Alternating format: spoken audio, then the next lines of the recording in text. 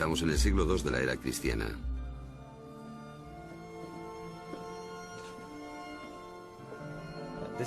En el tiempo en que los cristianos no habían formulado aún su iconografía, sus símbolos o sus mitos, en un sentido, esto representa al otro mundo. Las regiones tenebrosas donde los iniciados contactaban con las divinidades. Es la luz que penetra en la oscuridad, buscando un camino a la vida futura. Los portales de la inmortalidad a través de la muerte. Y así, los iniciados llegaban aquí en total oscuridad, quizás sin antorchas, a impregnarse del espíritu del lugar. Simbolizaban el tránsito de la vida a la muerte y a la resurrección.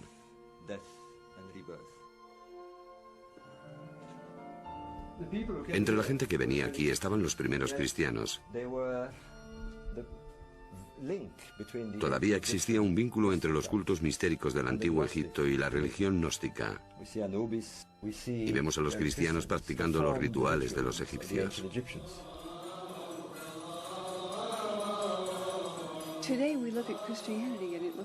Hoy vemos el cristianismo y parece muy variado.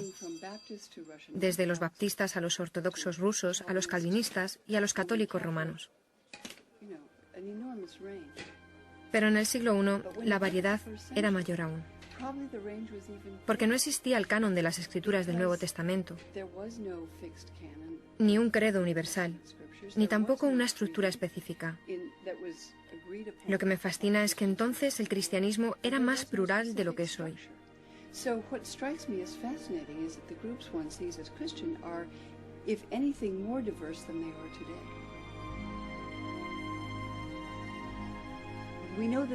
Sabemos que hubo muchos evangelios que los seguidores de Jesús leyeron, escribieron, veneraron, y también muchas otras obras, cartas, epístolas, poemas, himnos. Los cristianos contemplan los inicios de su fe con nostalgia. Un tiempo en que la palabra de Jesús y sus apóstoles sonaba como auténtica, cuando el credo era claro y su contenido incontestable. Pero ahora los documentos descubiertos arrojan otra luz sobre sus orígenes. Si los cristianos hoy veneran a Jesús como al único Hijo engendrado por Dios, que murió para redimirnos de nuestros pecados, los primeros seguidores de Jesús parecen haber tenido creencias diferentes. Los cristianos judaicos cayeron sobre el valor de salvación del sacrificio de Cristo en la cruz. Creían que era un iluminado, un iluminador. Para ellos, no hay nacimiento virginal, ni resurrección, ni cruz, solo las palabras de Jesús, percibido como la encarnación de la sabiduría divina. Jesús de Nazaret, hombre o mito. Los que estuvieron con él no parece que lo recordasen como al único Hijo de Dios, pero perecieron en el holocausto del alzamiento judío contra Roma. Lo describen tan claramente los evangelios.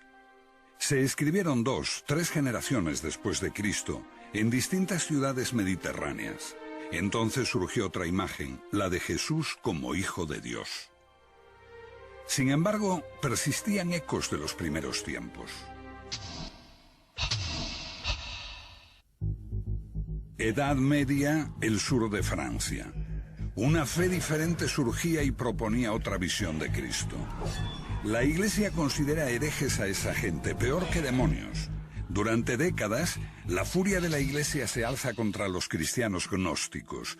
Los cruzados diezmaron a la población. Se creó la Inquisición para quemar a esos cátaros, como ellos se llamaban a sí mismos, los purificados, los puros.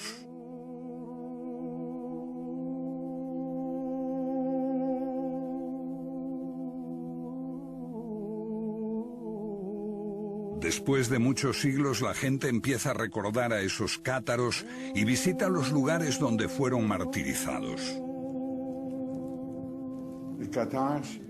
Los cátaros no fueron precursores de la Reforma. No eran una herejía de la fe católica. La suya fue una fe diferente y se remonta a los primeros tiempos del cristianismo, o incluso antes, cuando la gente veía el mundo como un reino de sombras, de espaldas a la realidad, a la verdad auténtica. Un hombre atado, incapaz de moverse, creyendo que las sombras que ve en la pared son la realidad. Sombras proyectadas por el mundo divino que está detrás de él. Mira, hombre. Es así como el filósofo griego Platón describía al hombre. Los iniciados en las religiones mistéricas creían que podían liberarse de las ataduras y hallar la gnosis, el conocimiento, en su corazón.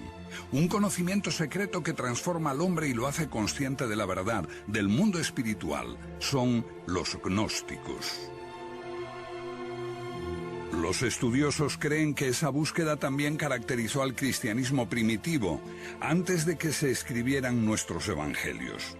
Hay ecos de eso en las palabras de Pablo, que habla de buscar a Cristo dentro de uno mismo, y también en otros documentos hallados hace casi 60 años en Nag Hammadi, Egipto. Los libros de Nag Hammadi son más importantes que los manuscritos del Mar Muerto, porque arrojan una nueva luz sobre el cristianismo, Jesús y Dios.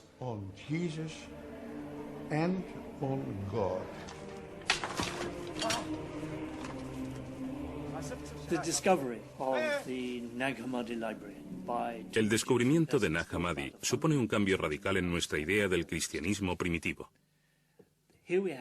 Tenemos aquí 52 manuscritos que nos hablan del primer cristianismo. Estaban asociados posiblemente a un monasterio cristiano egipcio. Estos libros se enterraron en el siglo IV para evitar su destrucción.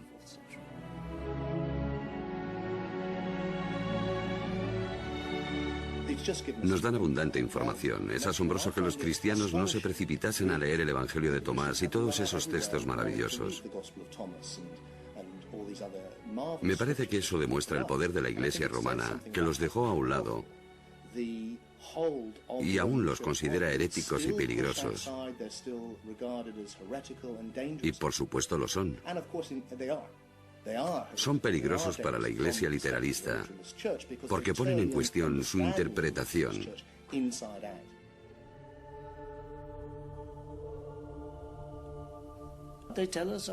Nos hablan de las diversas formas en que la gente creía que se podía hallar la salvación.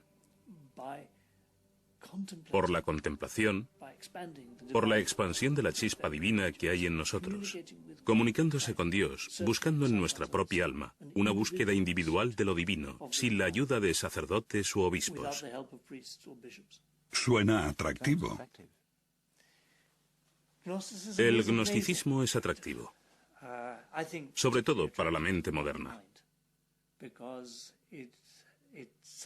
porque promueve una religión para el individuo, no para la Iglesia. Creo que es lo que los humanos han buscado siempre, hallar la divinidad por sí mismos. Pero esto es una simplificación, porque se trata de algo mucho más complejo. En cierto modo, es como tomar un baño de espuma y que entre jabón en los ojos. Enceguece a la vez que limpia.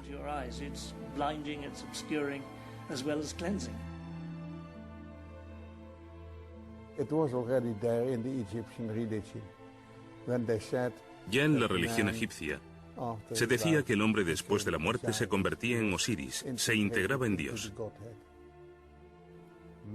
El hombre es un dios caído que recuerda el paraíso.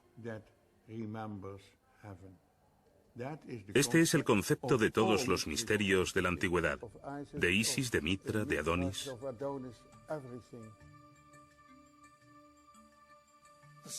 El punto central del gnosticismo es que todos nacemos con una chispa divina dentro y que el deber de los creyentes es hallar esa chispa y expandirla, tomar contacto con Dios mirando en nuestro interior. La gnosis. Gnosis significa autoconocimiento. ¿Qué es autoconocimiento? ¿Éxtasis? ¿Psicoanálisis? ¿Qué es?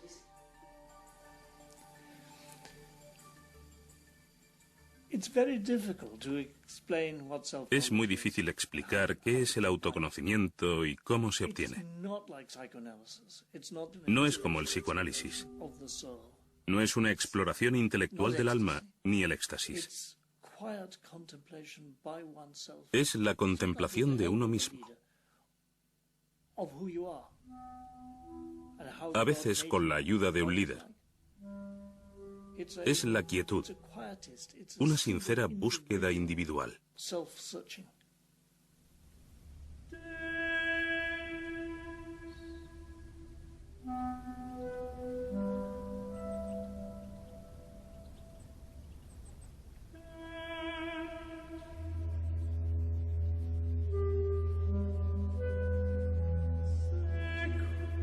Creo que la idea básica que subyace en el gnosticismo es que estamos confundidos en nuestra idea sobre lo que es la vida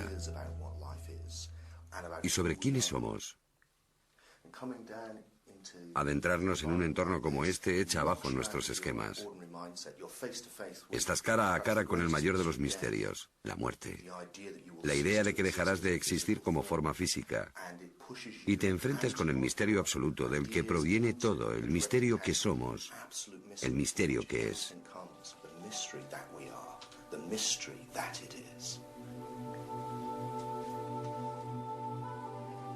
Pero ¿por qué buscarlo en la oscuridad de estos corredores?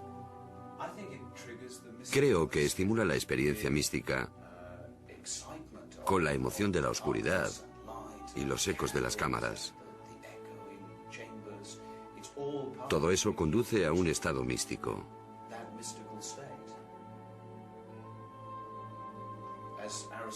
Como decía Aristóteles sobre los misterios, no vas allí a aprender, sino a experimentar. Si crees que solo es un proceso intelectual, te equivocas. Es algo mucho más grande que eso.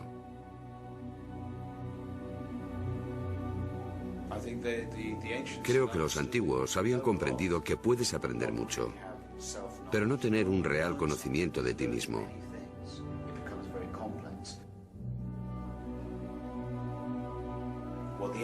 Lo que los antiguos buscan es un retorno a la totalidad, el conocimiento de la unidad de todas las cosas.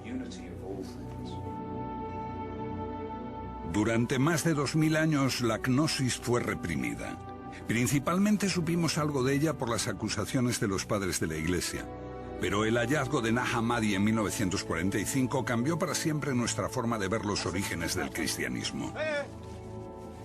Los que los hallaron al principio los desecharon. Cayeron en manos de traficantes, algunos fueron quemados, pero finalmente llegaron a manos de la ciencia gracias a personas como Gilles Quispert, que llevó los manuscritos más importantes a Europa, y a sus amigos, entre ellos el gran psiquiatra Carl Jung.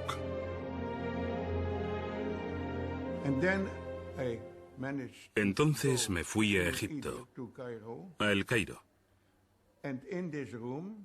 Y en esta sala negocié con el director de esta institución y descubrí que esos códices no serían publicados si este Códex de Jung no volvía al Museo Copto de El Cairo.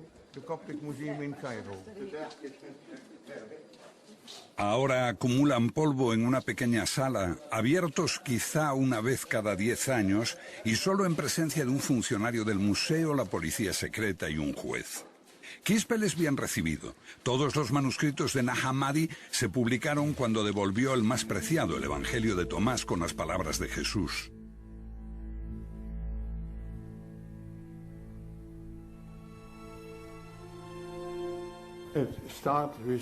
Empezó diciendo: estas son las palabras que Jesús dijo y que Dídimo Judas Tomás escribió. Y él dijo: quien descubre el sentido de estas palabras no conocerá la muerte. ¿Quién es Dídimo Tomás? Dídimo Judas Tomás significa Judas el mellizo o el gemelo. Fue uno de los hermanos de Jesús. La tradición de la Iglesia posterior transformó a Tomás en el apóstol que no creía que Jesús había resucitado. El escéptico Tomás fue el discípulo más fiel de su maestro. ¿Fue quien entendió mejor a su hermano? Según el Evangelio de Tomás, sí. Se dio por sentado que no era el hermano gemelo de Jesús en sentido literal, sino más bien que quien lea este Evangelio puede llegar a reconocerse como gemelo de Jesús.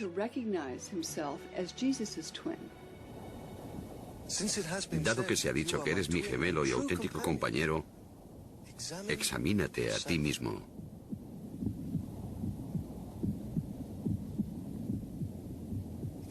Examinarse a uno mismo. Así puedes comprender quién eres.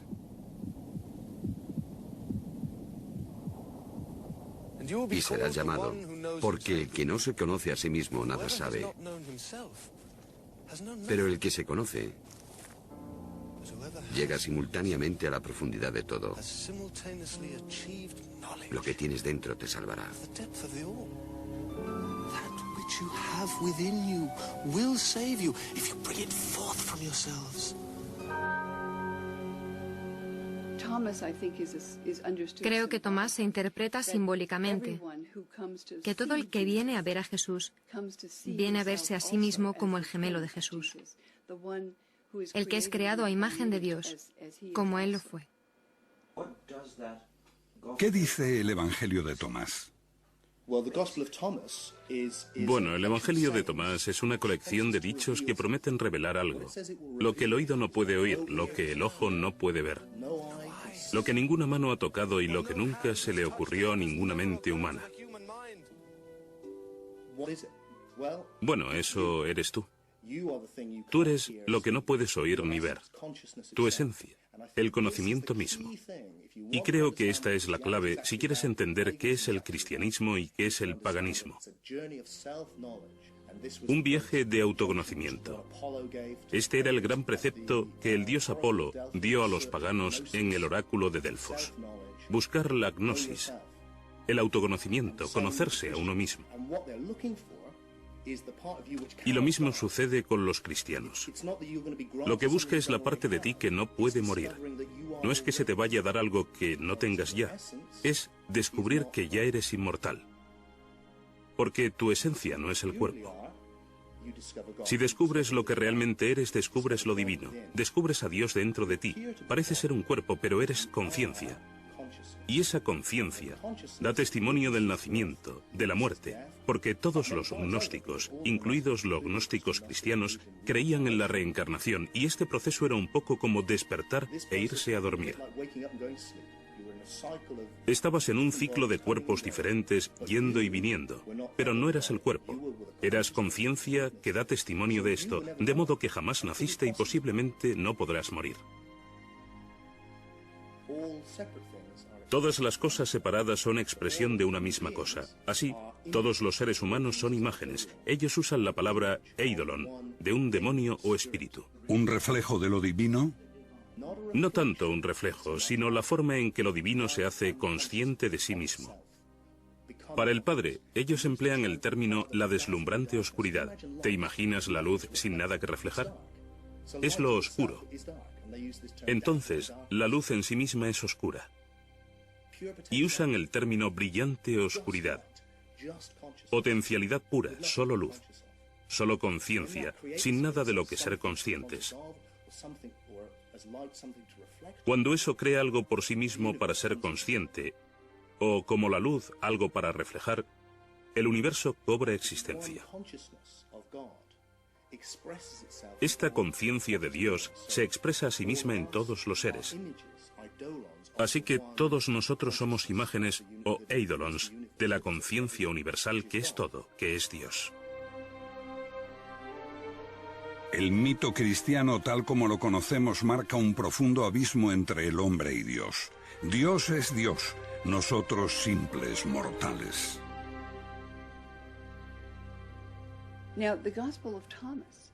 El Evangelio de Tomás tiene un mensaje muy distinto. Habla de Jesús como el Hijo de Dios y habla de los otros humanos, como de los niños de Dios que no son conscientes de haber sido creados a imagen de Dios. La luz divina que se creó antes de que el universo se creara, cuando Dios dijo, hágase la luz, la humanidad fue hecha imagen de esa luz. Y en el Evangelio de Tomás, Jesús habla como una voz desde la luz. Yo soy la luz que está por encima de todo. Yo soy el todo.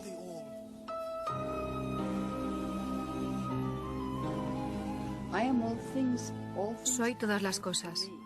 Todas las cosas salen de mí. Estoy en todas las cosas. Rompe un trozo de madera y estoy allí. Levanta la piedra y me encontrarás.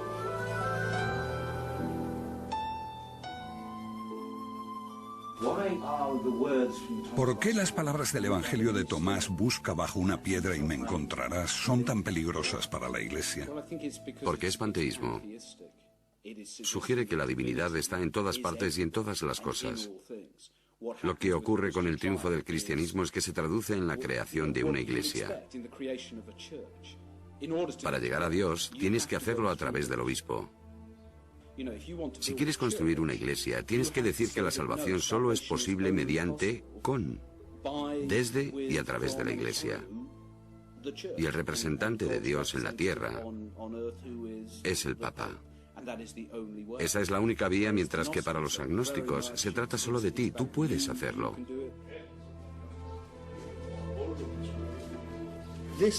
Esa fue la revelación de la gnosis, que tu esencia es inmortal. No tenías que ganártelo siendo un buen chico, obedeciendo las normas. Por eso los gnósticos son bastante anarquistas, son librepensadores, libertinos, no obedecen reglas.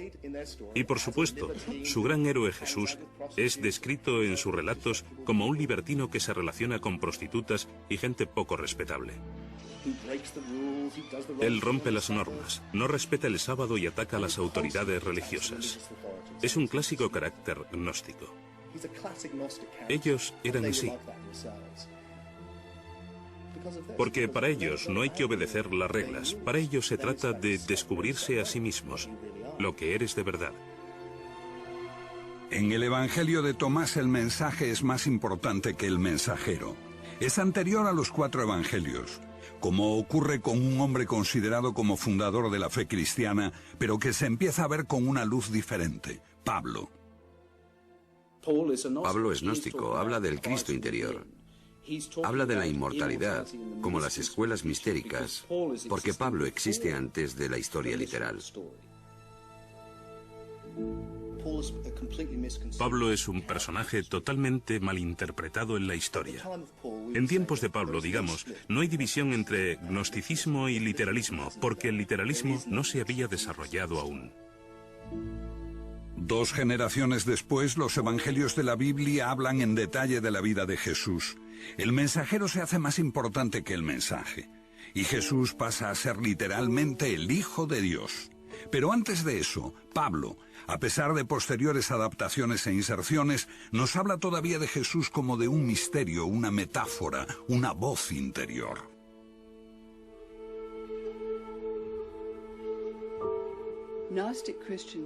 Los cristianos gnósticos creían que Pablo era su maestro, el padre de la Iglesia, Tertuliano, que despreciaba a los gnósticos. Llamaba a Pablo el apóstol de los herejes, porque los herejes, pensaban, amaban a Pablo, citan a Pablo, apoyan a Pablo, porque su enseñanza es muy misteriosa y a veces muy profunda. Si es así, el pensamiento de Pablo coincide con la mayor parte de las ideas elaboradas aquí. Quizá la ciudad más grande de la antigüedad, en la encrucijada de Asia, África y Europa, la ciudad de Alejandría. Alejandría en ese tiempo, la segunda ciudad del occidente. Allí se originó el gnosticismo. Allí vivían los egipcios, los griegos Y había más judíos en Alejandría que en Judea y Galilea en aquella época.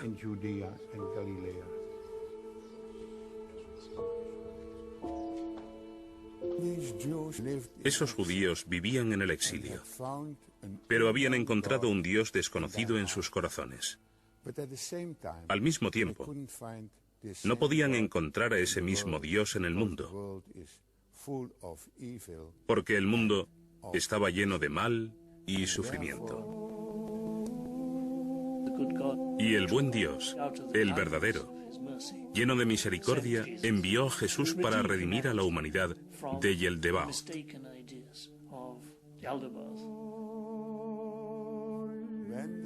Cuando esos judíos de Alejandría se hicieron cristianos, Jesús apeló a lo más profundo de ellos y dijo: quien se conoce a sí mismo, conoce a Dios.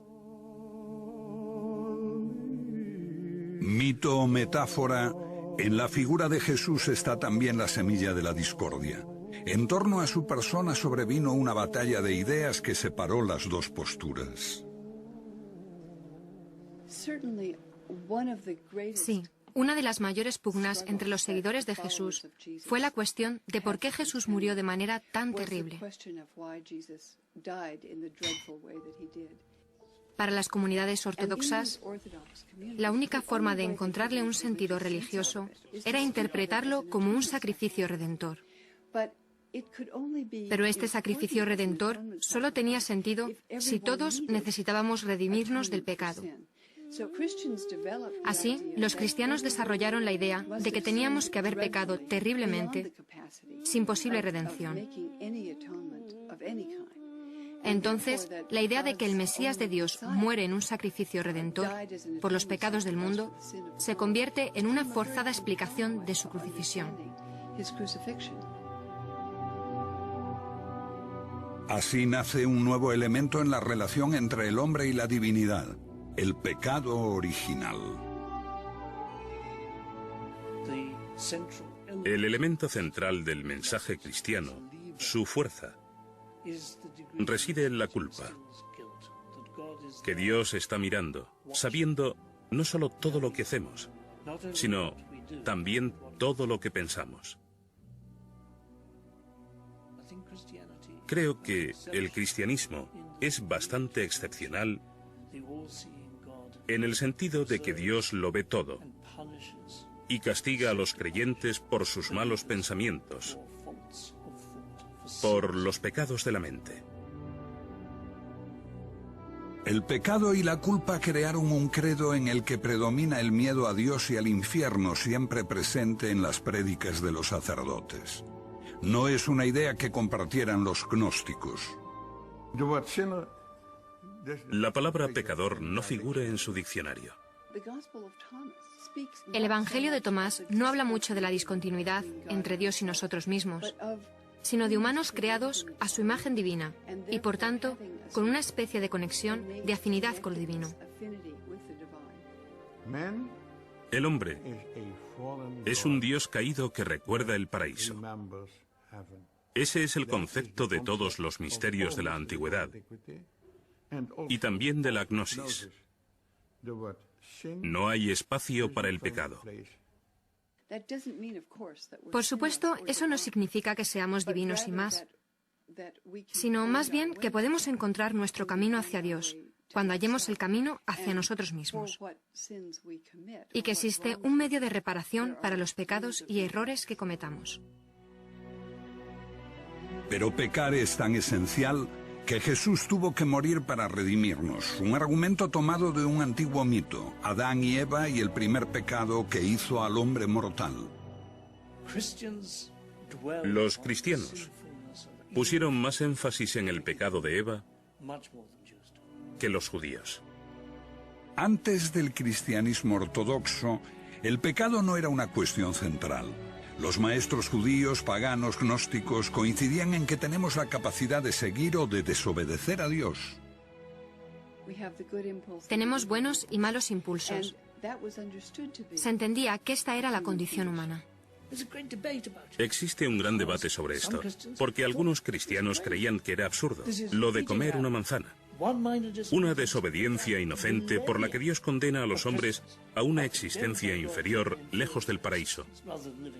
Un castigo totalmente desproporcionado.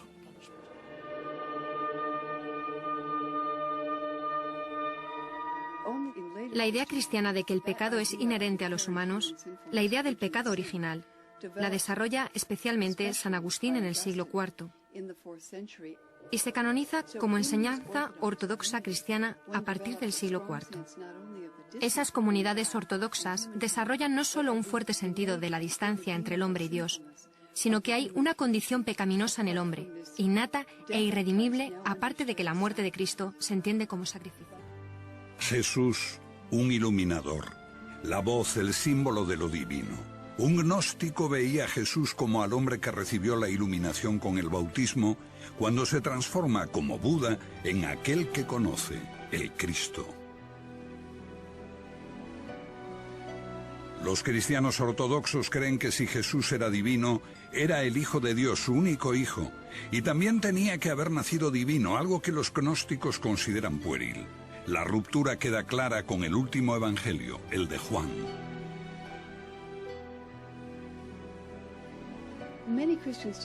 Muchos cristianos pensarán hoy, desde luego, el cristianismo dice que Jesús es el Hijo de Dios. Pero esto no es lo que vemos en Mateo, Marcos o Lucas. Encuentras que Jesús es el Mesías de Dios, el que enseña el camino de la rectitud. Se podía ser un judío muy devoto y seguir a Jesús en eso. Pero con el Evangelio de Juan, la afirmación de que Jesús es Hijo de Dios, y más aún, su único Hijo, es una afirmación radical que no veo mencionada por los ortodoxos antes del año 160 más o menos. Pero esta idea se convierte en la lente a través de la cual los cristianos leen los evangelios.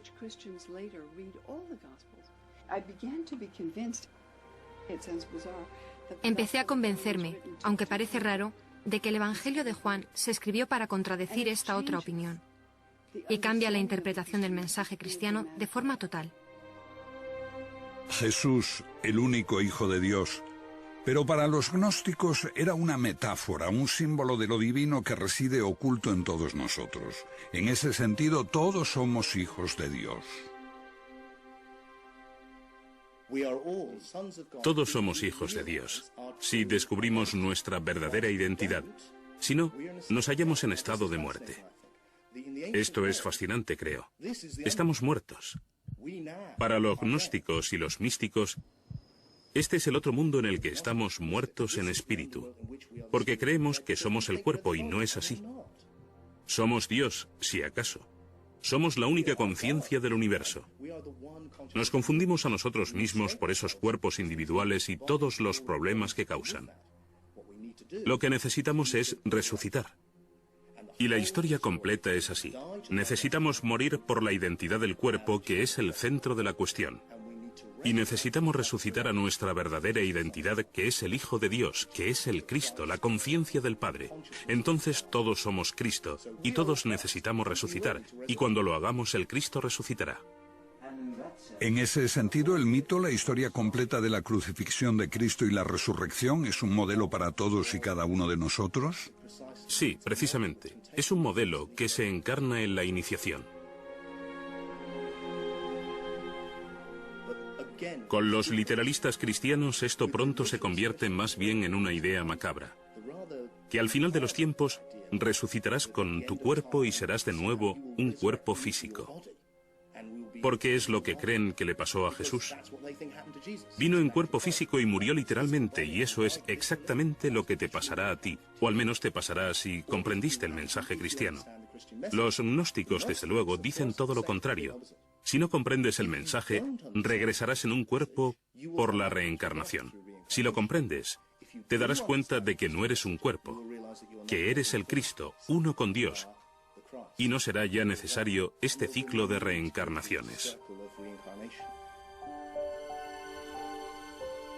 Casi una fe diferente, un enfoque opuesto. ¿Cuál fue primero?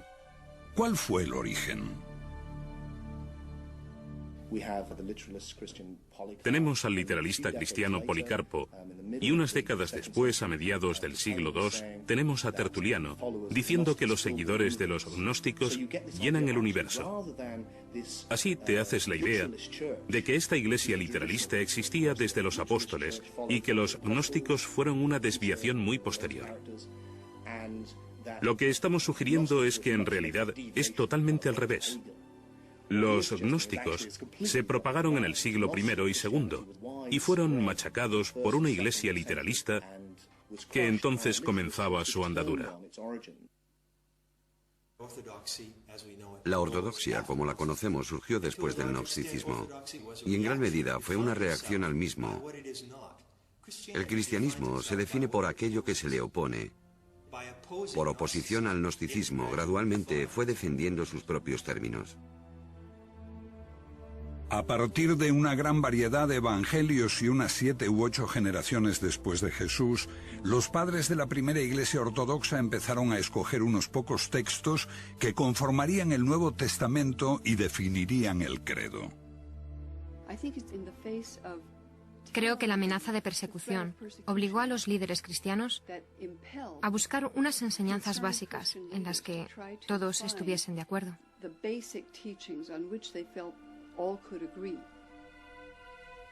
En esta selección, las opiniones gnósticas eran demasiado complejas y fueron desestimadas. Una de las grandes bazas del cristianismo es la simplicidad con que se transmite el mensaje. Decir que Jesús es el Hijo de Dios. Jesús vino a salvarnos por nuestros pecados. Jesús murió por nosotros, sabiendo que estas insignificancias son el pase que da entrada a la iglesia cristiana. En sentido amplio, ¿los evangelios son una invención? Creo que es un error verlos como una invención, pero se prestan a interpretaciones ambivalentes. Por ejemplo, Pablo dice hablar de 2 formas al mismo tiempo. Para los que pueden oír el mensaje espiritual y para quienes solo pueden entenderlo literalmente. Si tomamos la frase que aparece en muchas iglesias, nadie llega al Padre sino a través de mí, vemos que para los gnósticos, esto significa que para llegar a Dios tienes que ser consciente de lo que esta figura representa en ti. Y este es el mensaje de Pablo. Para llegar a Dios debes hallar al Cristo dentro, como una alegoría de la verdad.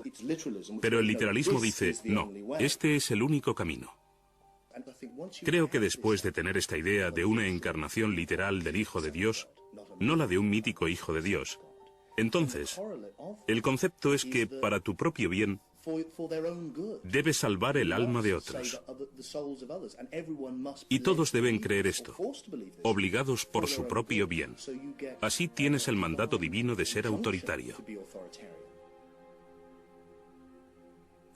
Los cristianos lo tomaban todo como algo personal. Pero cuando personalizas a la divinidad, la cargas con toda la ira, críticas, resentimiento y agresividad que existe en la personalidad humana. ¡Hereje! Los cristianos se enfadaron mucho porque tomaban como algo personal que su Salvador fuese rechazado. Los gnósticos solo querían descubrir dónde estaba la verdad. Los gnósticos atacaron las opiniones de los primeros cristianos. Pero los cristianos no solo atacaron las opiniones de los gnósticos, atacaron a los propios gnósticos. Ambas creencias podrían haber coexistido, pero con la aparición de este hombre, Constantino, el primer emperador romano en abrazar la fe cristiana, se despertó el ansia de alcanzar el poder supremo en la joven iglesia.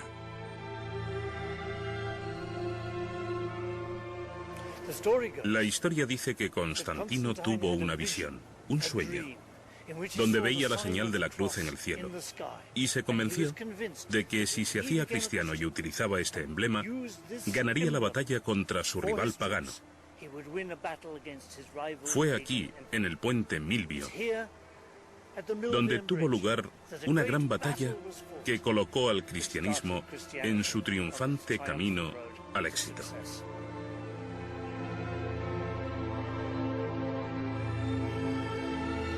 En el Concilio de Nicea, año 324, Constantino establece todas las diferencias respecto al credo. Compañeros ministros, creemos en un Señor, Jesucristo, el Hijo de Dios, un Dios de Dios. 3 siglos después de su muerte, Jesús es proclamado Hijo de Dios por decreto imperial, y se prohíbe cualquier otra opinión.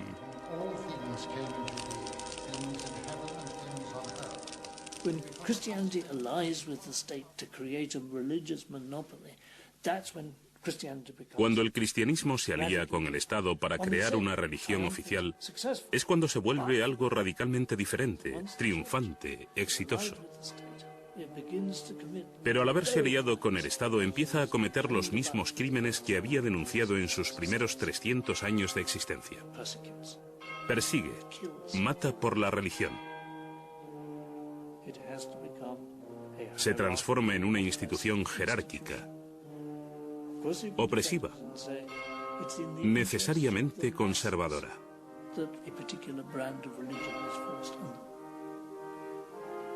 But it's not my fantasy, my imagination of how religion best proceeds.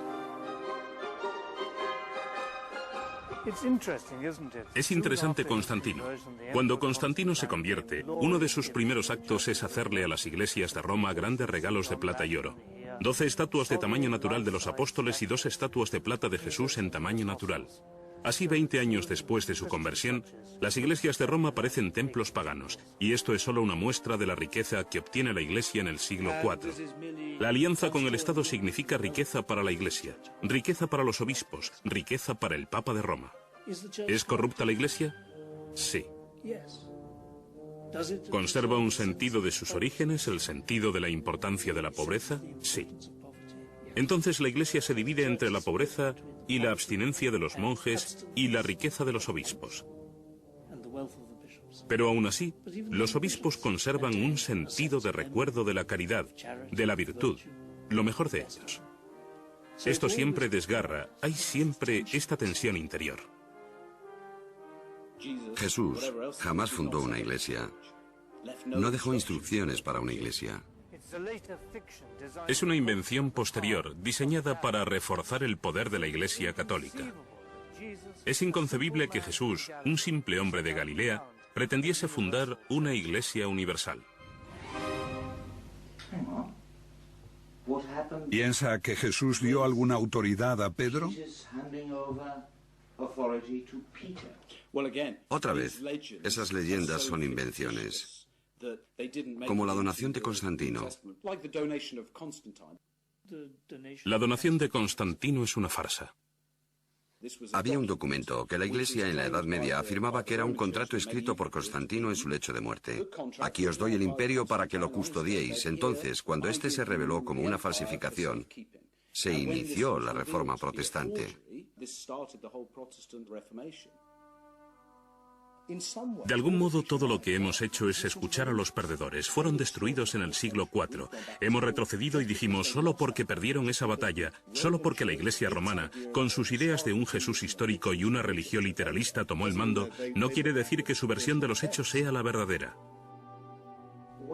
¿Qué le pasó a los perdedores? Fueron erradicados. Todos los que conociesen la otra historia, gnósticos y paganos, fueron expulsados del imperio.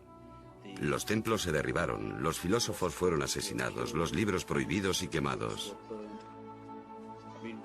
Si el cristianismo era la religión favorita de Dios, entonces uno podía pensar que al triunfar se hubiera entrado en la Edad de Oro. Todo lo contrario, se entró en un tiempo de oscuridad, en el que la gente incluso olvidó cómo hacer casas de ladrillos. Y hubo que esperar hasta el Renacimiento, cuando esos instruidos paganos regresaron a Italia, a Florencia. Los libros de Platón, que habían estado prohibidos durante 1000 años, volvieron como la hermética y de pronto Botticelli empezó a pintar cuadros de dioses paganos. Lo llamamos el renacimiento de la cultura occidental, porque ésta vuelve a ocupar el lugar que tenía antes del triunfo del cristianismo. La creencia en la historia de Jesús era originalmente solo el primer paso en la espiritualidad cristiana, el misterio exterior. El significado debía explicarlo un maestro iluminado cuando se estuviese maduro espiritualmente. Una comprensión mística de Dios más allá del simple dogma. aunque había muchos grandes místicos cristianos en los últimos siglos que intuitivamente vieron este nivel simbólico más profundo, como cultura hemos conservado solo los misterios exteriores. Creo que conservamos la forma, pero hemos perdido el significado. Mientras las iglesias se vacían, la gente busca por todas partes. A veces tan lejos como el otro extremo del mundo, sin darse cuenta de que una antigua tradición que buscaba lo mismo yace en lo profundo de nuestro pasado.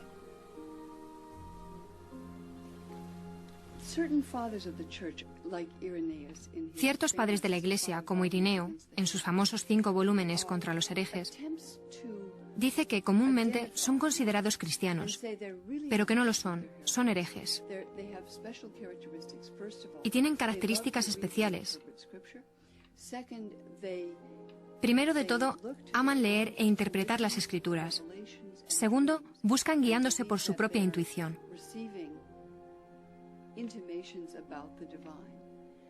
Tercero, están investigando constantemente, siempre abiertos a nuevas exploraciones. Uno podría haber dicho lo mismo de quienes ahora integran la corriente de la nueva era. Indudablemente, se espera que los filósofos investiguen e indaguen.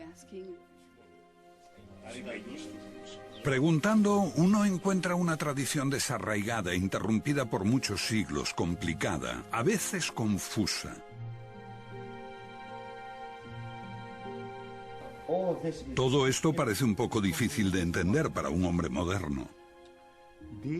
Querido amigo, no hay atajos a la gnosis y ningún nirvana instantáneo.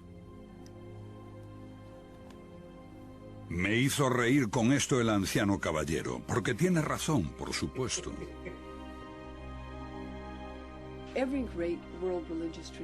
Toda gran tradición religiosa mundial, ya sea el hinduismo, el budismo, el islamismo, el judaísmo, tienen las enseñanzas para todos.